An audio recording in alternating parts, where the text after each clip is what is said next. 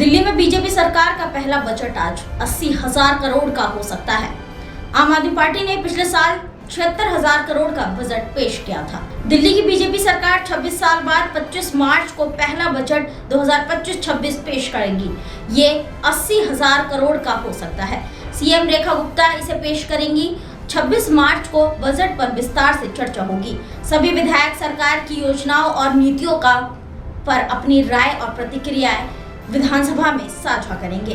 27 मार्च को विधानसभा में बजट पर बहस के बाद मतदान होगा। दिल्ली की बीजेपी सरकार अंतर्राष्ट्रीय महिला दिवस 8 मार्च को महिला समृद्धि योजना लॉन्च कर चुकी है। इसमें गरीब परिवार की महिलाओं को हर महीने 2500 रुपए दिए जाने हैं। बजट में इसकी भी घोषणा हो सकती है।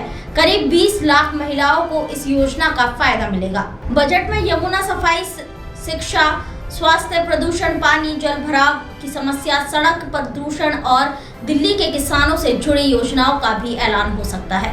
मुख्यमंत्री कह चुकी है कि विकसित दिल्ली का बजट लोगों का बजट है। दिल्ली सरकार को ईमेल और व्हाट्सएप के जरिए बजट पर जनता से 10,000 से ज्यादा सुझाव मिले हैं।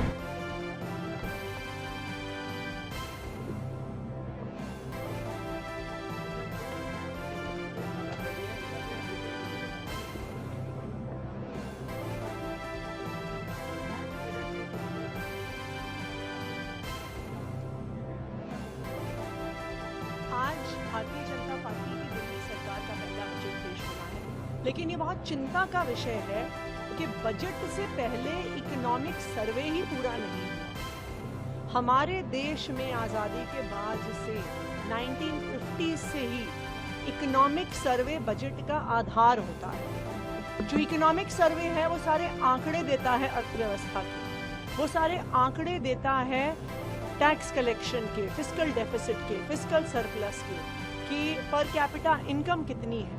तो जो एक इकोनॉमिक एनालिसिस और इकोनॉमिक डेटा होता है, जो बजट का आधार बनता है, वो इकोनॉमिक सर्वे से आता है। तो ये एक बहुत बड़ा सवाल है कि बिना इकोनॉमिक सर्वे के आखिरकार बजट कैसे बनाएं। ऐसा सुनने में आ रहा है कि इकोनॉमिक सर्वे इसलिए नहीं पेश किया गया क्योंकि दिल्ली की इकोनॉमी की शानदार तस्वीर उस इकोनॉमिक सर्वे में आ रही है कि देश में सबसे ज्यादा पर कैपिटा इनकम दिल्ली में है।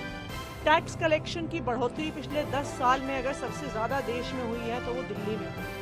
अगर देश की इकलौती फिस्कल सरप्लस में चलने वाली सरकार है वो दिल्ली की सरकार है, क्योंकि आम आदमी पार्टी की अरविंद केजरीवाल जी की 10 साल की सरकार से दिल्ली की अर्थव्यवस्था में बहुत शानदार ग्रोथ हुआ है, बहुत शानदार विकास हुआ है।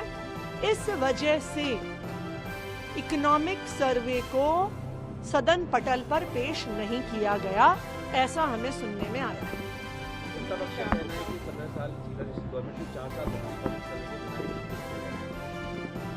तो ये क्या अच्छी बात है?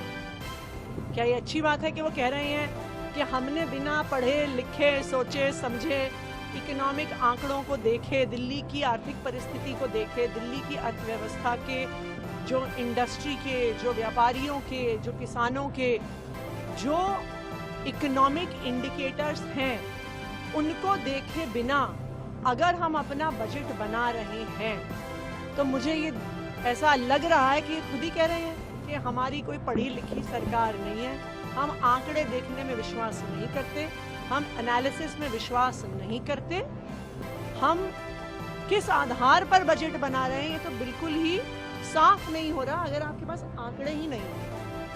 आप लोग 2500 रुपए और गैस सिलेंडर जैसे सरकार पर प्रेशर बना रहे हैं, दूसरी तरफ ये कहा जा रहा है चरणबद्ध तरीके से फेज वाइज मैनर में भी जैसे इम्प्लीमेंट होंगे, अभी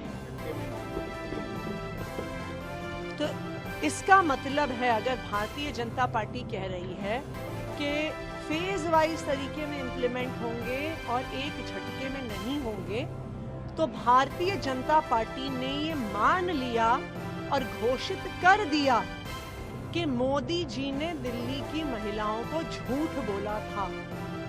मोदी जी ने बार बार दिल्ली चुनाव से पहले ये कहा कि ये मोदी की गारंटी है कि 8 मार्च तक दिल्ली की महिलाओं के खाते में पैसे आएंगे। लेकिन आज भारतीय जनता पार्टी ने ये आधिकारिक घोषणा कर दी है कि मोदी जी ने झूठ बोला। 8 मार्च को पैसे ना तो आए, ना आने वाले कई सालों तक आने वाले हैं।